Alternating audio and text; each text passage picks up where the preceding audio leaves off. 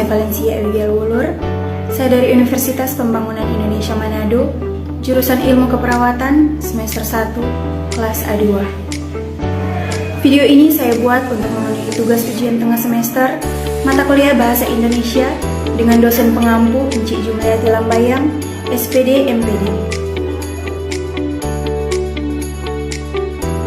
Materi yang akan kita bahas pada video kali ini adalah rangkuman 4 materi Bahasa Indonesia. Yang pertama, sejarah perkembangan Bahasa Indonesia. Yang kedua, kedudukan dan fungsi Bahasa Indonesia. Yang ketiga, kalimat efektif dan non-efektif. Dan yang keempat, pemakaian huruf. Materi yang pertama, sejarah perkembangan Bahasa Indonesia. Bahasa Indonesia adalah bahasa nasional di Indonesia. Bahasa Indonesia lahir pada tanggal 28 Oktober 1928. Bahasa Indonesia resmi dinyatakan sebagai bahasa negara pada tanggal 18 Agustus 1945. Karena pada saat itu, Undang-Undang Dasar 1945 resmi dinyatakan sebagai Undang-Undang Dasar Negara Republik Indonesia. Bahasa Indonesia tumbuh dan berkembang dari bahasa Melayu, bahasa yang sejak zaman dahulu sudah dipergunakan sebagai bahasa perhubungan di Kepulauan Nusantara, bahkan hampir di seluruh Asia Tenggara.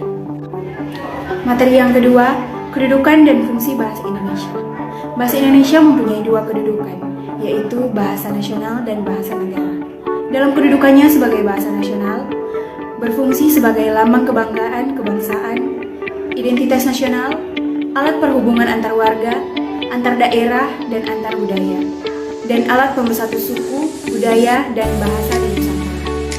Sedangkan dalam kedudukannya sebagai bahasa negara, bahasa Indonesia berfungsi sebagai bahasa resmi kenegaraan, bahasa penghantar pendidikan, dan alat perhubungan tingkat nasional, dan alat pengembangan budaya, ilmu pengetahuan, dan teknologi. Materi yang ketiga yaitu kalimat efektif dan kalimat non-efektif. Kalimat efektif memiliki susunan kalimat yang sangat jelas dan sangat ringkas. Maka dari itu, informasi pada kalimat efektif akan mudah untuk dipahami, sehingga pembaca sangat ingin untuk mengulangi bacaannya. Sedangkan kalimat tidak efektif adalah kalimat yang susunan kalimatnya tidak mudah untuk dipahami dan tidak dapat memunculkan pesan yang lengkap dan jelas bagi pembaca atau pendengarnya. Materi yang keempat, pemakaian huruf. Huruf dibagi menjadi 6 kategori, yaitu huruf abjad, huruf lokal, huruf konsonan, huruf diftong, gabungan huruf konsonan, dan huruf kapital. Demikianlah penjelasan saya tentang rangkuman 4 materi Bahasa Indonesia. Jika ada kesalahan kata atau kalimat, saya mohon maaf.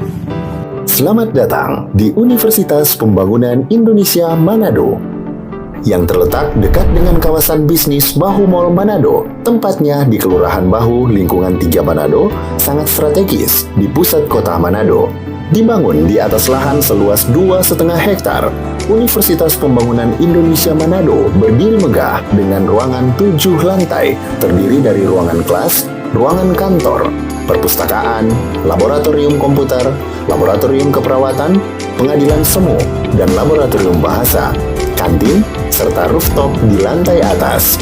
Universitas Pembangunan Indonesia Manado memiliki 6 fakultas dengan program studi, yaitu Fakultas Pertanian, Prodi Agribisnis, Fakultas Hukum, Prodi Hukum, Fakultas Teknik, Prodi Teknik Elektro dan Teknik Sipil, Fakultas Ilmu Sosial Ilmu Politik, Prodi Ilmu Politik, Fakultas Sastra, Prodi Sastra Inggris, Fakultas Keperawatan, Prodi Ilmu Keperawatan, dan Profesi Nurse.